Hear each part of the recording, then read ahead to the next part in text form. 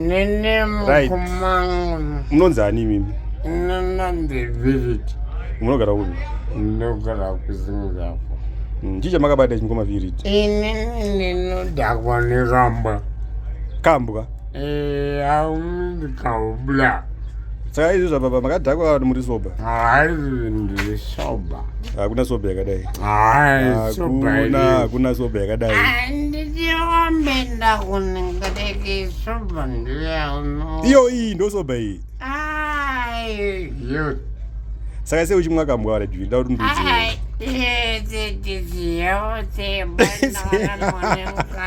Izi mukadzi? Sorry. Apa wakadhakwa vhiriti apa uramba uchimwa kambwa. Ukuita zvekuita seiko?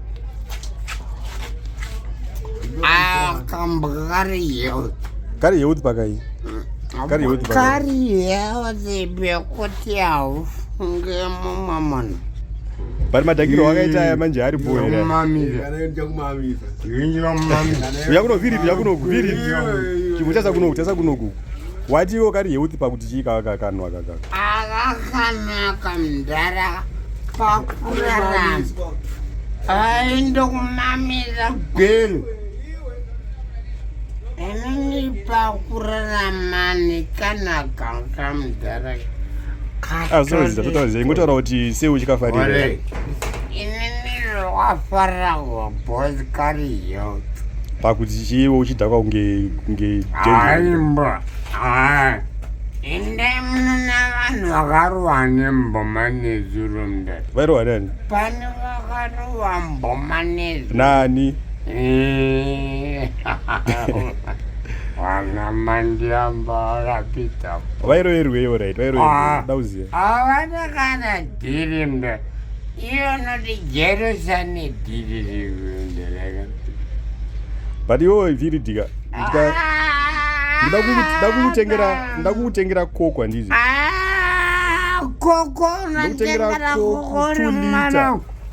2 liter ndizvi. Mwanangu atoripo. Ndipe 2 liter. Ayoka.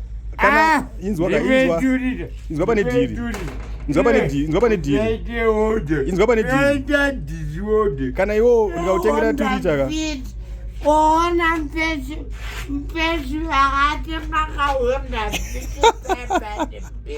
akabhabhuro waja avanogara kwadari ndakabhuroka manje izizi wakabhuroka ese to problem yakubhuroka ese health azitive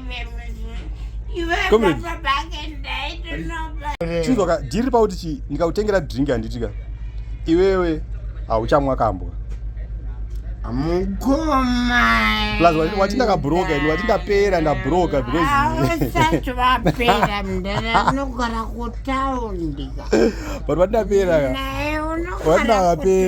ndapera apa ndiri kutengera dringi but ukuti ndapera ndo zvekundinetsa maingi